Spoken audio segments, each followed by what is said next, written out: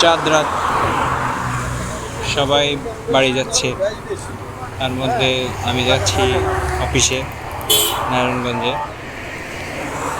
খুবই অদ্ভুত একটা অভিজ্ঞতা। তার মধ্যে আমি যে বাসে উঠি, মানে খুবই তাড়াহুড়া করে উঠি একটা জরুরি কাজে, অফিসে যেতে হবে। তো মাঝপথে দাউদকান্দি আগে আপনার মহানন্দা বাজার একটা আছে, ওইটার একটু আগে একটা ব্রিজ আছে, খুবই নির্জন জায়গা। হঠাৎ একদল ছেলে পাশ থেকে পাথর ছোড়া শুরু করলো বাসের দিকে। বাসের অনেকগুলা গ্লাস ভেঙে গেছে, খুব ভয় পেয়েছি।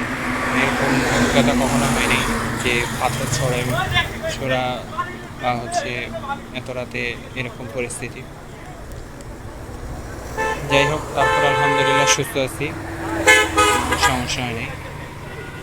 তো সবার প্রতি এটাই মেসেজ, যারা আজকে রাতে জার্নি করবেন সাবধানে চলাফেরা করবেন, বিশেষ করে যারা বাইক, মোটরসাইকেল বা মাইক্রো নিয়ে আসতেছেন।